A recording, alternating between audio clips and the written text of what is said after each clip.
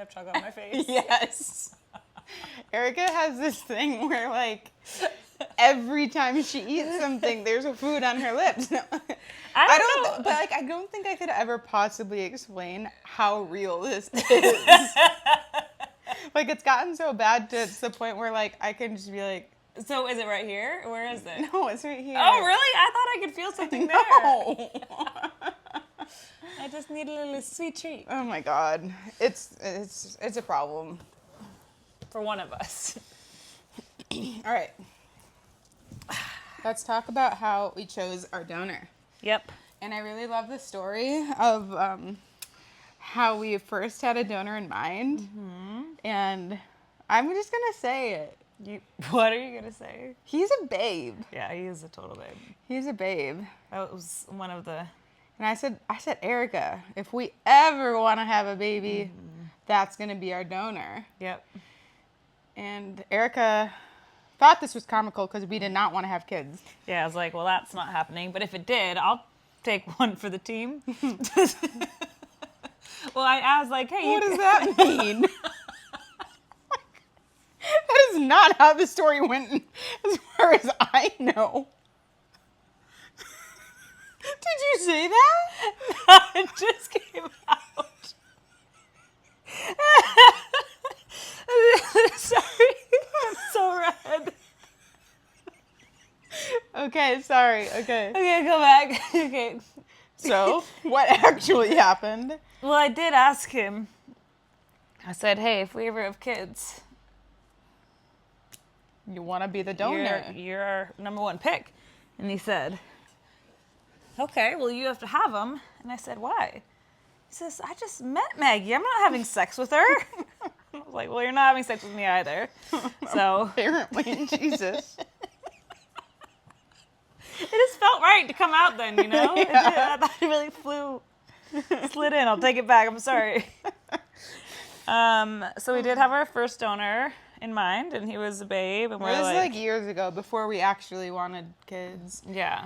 It was And- like hypothetical. Yeah. And first of all, I think what that showed us is like, wow, there's a lot of misconceptions around how this thing Yeah. works. For sure. People just think that you gotta have sex. To be fair, I kind of did too. But not like, I didn't know that it was an option outside of IVF or like having sex. Yeah. I didn't know like the way that we did it, that was an option. Yeah. It's really hot in here. It's fucking hot. I got my lips wet again. It's so hot. Anyway, yeah, so turkey baster method Wait, is how we found the donor. a technical term. Is it? No. Is this IUI or something like that? Is Something it like called that. We call it at-home insemination with a known donor. It's Yep. got a ring to it. Sure does. Anyway, so we did not want to go with that donor ultimately for a lot of reasons, but the main one being that they don't even live in the U.S., which It's makes just things a little bit logistics. challenging Yeah. in terms of how you get fresh sperm into your vagina. It's a lot of words. Yeah. It's the reality. It's challenging. Yeah. So when we actually did get more serious about we want to have kids, for sure, we're really looking into like how do you actually find a donor. We were exploring a lot of different ideas and options, but it kind of came back to that same thing where like some of the people we were thinking of don't live close. And I literally, do you remember this? I went on Reddit one day and I was like looking at like how do you actually do this? Reddit is a great resource Yeah, for it was this. sweet. You did like find different resources in There's a there. thread on Reddit called Queerception, I think it's called. Yeah. And like you can ask questions there too. It's great. Yeah, so many people tell you what like tricks to do. Yeah. They, like- Some people apparently if they pick a donor that like is a drive away, like let's say 2 hours away, you literally, the number of queer children who have been conceived in the back a of a car. car under a blanket is way more than I ever expected. So many people. You just put your legs up on like the... Because you can't afford that 2 hour gap if you have fresh sperm. You have to like do it within 10 to 30 minutes at the longest. So Yeah. anyway, that helped us kind of narrow down, okay, well, knowing that, we really need to find someone more local. So Yeah, we went to our like favorite bar. Fernside in South Park, They have really yummy slushies. where we had our first date And got legally married. got legally married at Fernside. So, and where we found our donor. Yeah. So, big place for us. Yeah, seriously. Yeah, we were a few slushies in, and That's so aggressive. Was it a few? maybe one full one. Yeah. One full slushie in. Yeah. And we didn't even go there with the intention of like, let's go find our donor today. It was more like just natural conversation of like, Yeah. who's our donor going to be? And it was like, well, why don't we look on Instagram? So we pulled up Instagram and started looking at like pages around us and like who follows them or whatever, and looking at the names of people, because like sometimes you just can't think of the names offhand. You need a little to get it going. And we saw this one name and we're like, huh, that could be a great fit. Yeah. And I actually saw the screenshot of the message. Oh, you found it? Yeah. We screenshot. Yeah, well, I swear I videoed you when we messaged them. Or did I message them? One of us did. I think I did. Yeah, I'm terrible at messages. Yeah. Anyway, I can put that in there probably. It's pretty cute. And we just literally messaged them right then and there to be like, hey, basically it was like, hey, we're thinking about starting a family and we're looking for donors, and is this something you would ever consider? Yeah. And sent it. Although I think it was a bit more flavored than that because we were a little bit buzzed at that time. For sure. But yeah, then they got back to us like a couple hours later. Yeah. And said, I've never thought about that. Let me give it some thought, but, sounds exciting. And then sure enough, like, basically the next day, I think they were like, let's talk. So that's kind of how it went down in terms of finding them. We didn't have criteria necessarily. No. Like, you hear a lot of people who have, like, checklists of things that they're looking for. I do think some of that is because of the options when you go through a sperm bank.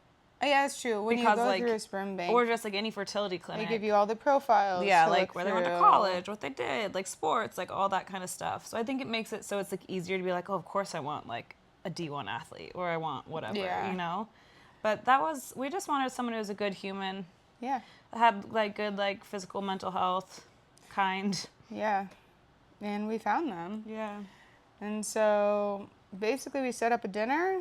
We had, going into that dinner, our expectations and hopes for what we wanted from a donor, which is basically no familial connection.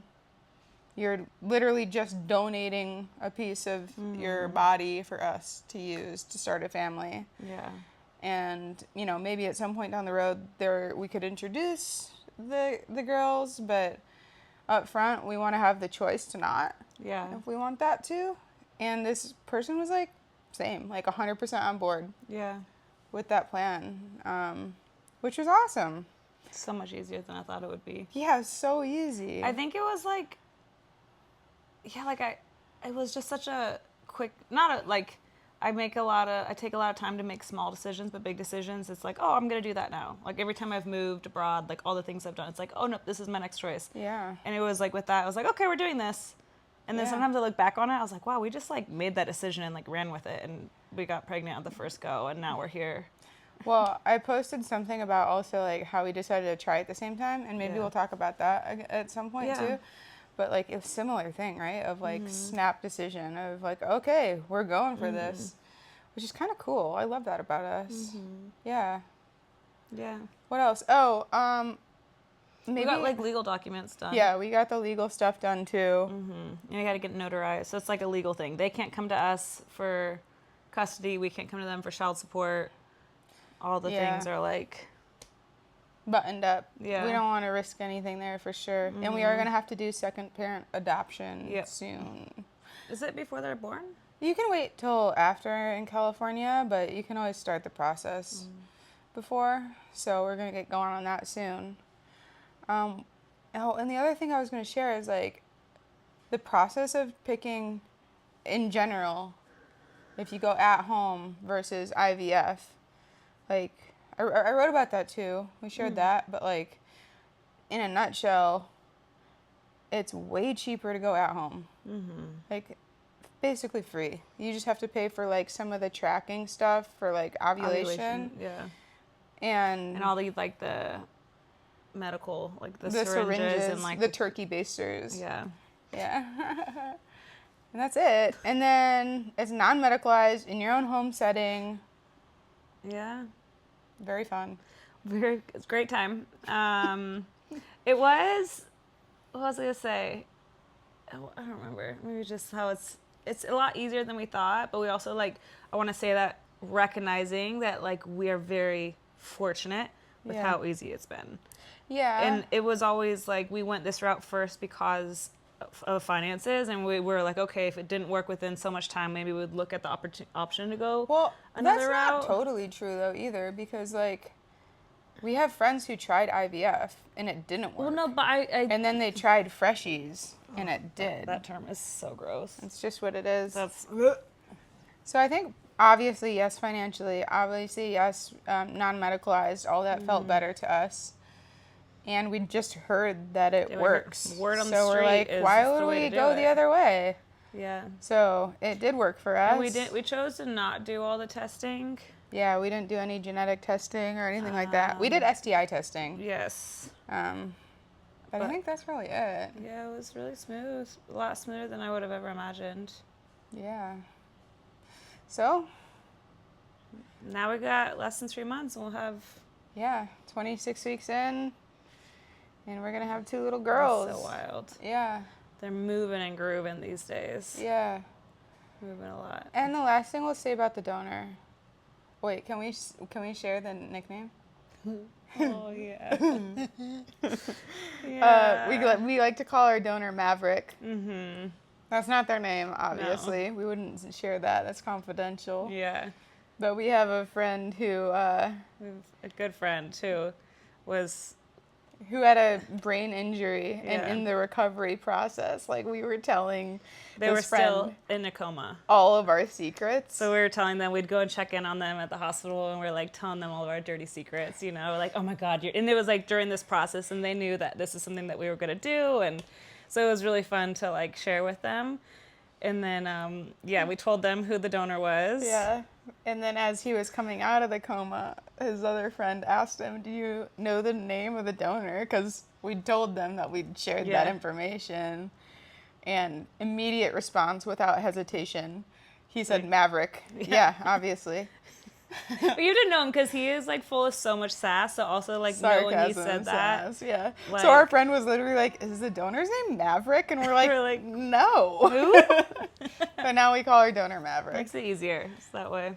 So anyway, this is the story of how we found Maverick. And that's all she wrote. Hey, up top.